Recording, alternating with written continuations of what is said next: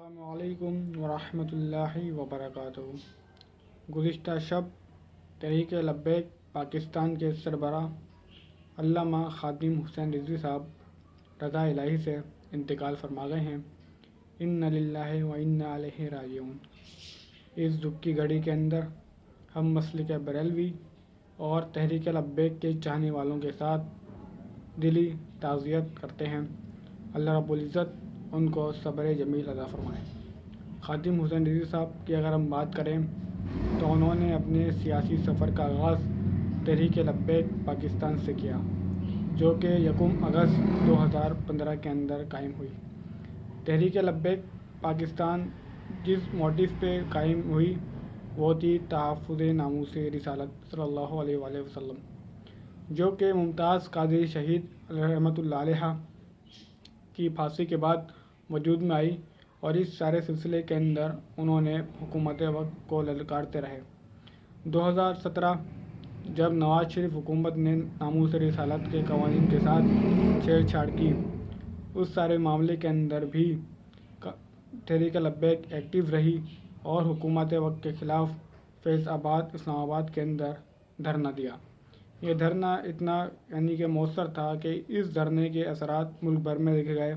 ملک بھر میں تمام مرکزی شاہراہوں پر تحریک لبیک اور ناموس رسالت صلی اللہ علیہ وآلہ وسلم کا پہرا دینے والوں نے جام کی اور حکومت وقت کے خلاف شدید احتجاج کیا۔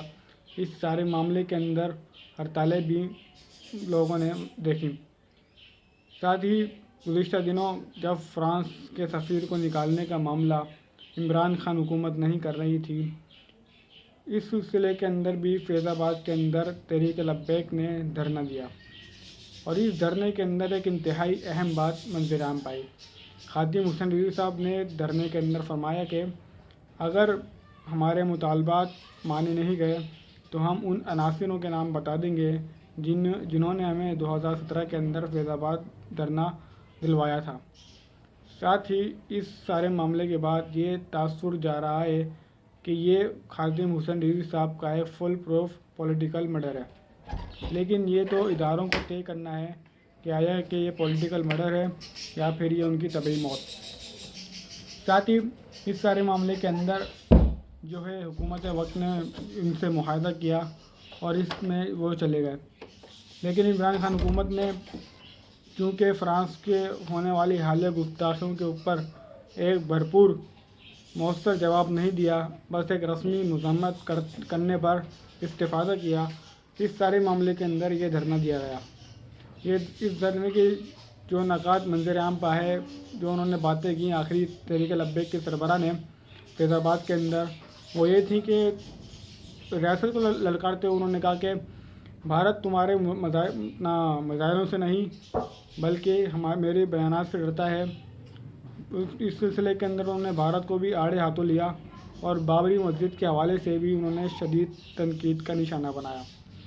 ساتھ ہی خادم حسین رضوی پاکستان کی مذہبی سیاست کے اندر ایک نیا چہرہ تھے، ایک نئی بات تھی جن کو اب خاموش کرا دیا گیا یا اللہ رب العزت نے ان کو طبی موت دے دی۔ بہرحال یہ تو ابھی ثابت ہونا باقی ہے، لیکن اس سارے دکھ کی گھڑی کے اندر ہم تحریک لبیک مسلک بریلوی اور ان کے لواحقین کے ساتھ کھڑے ہیں۔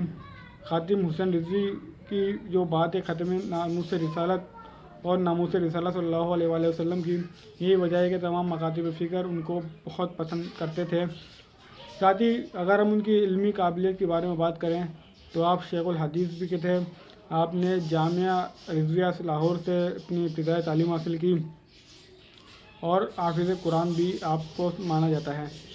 ساتھ ہی آج کی دوسری خبر یہ کہ حافظ سعید جو کہ جماعت الدعوہ کے امیر ہیں، ان کو 10 سال کی پابندی کہ 10 سال ان کو قید کی سزا سنا دی گئی ہے، اور یہ سب FATF کے ڈو مور کے نتیجے میں دیکھنے میں آیا۔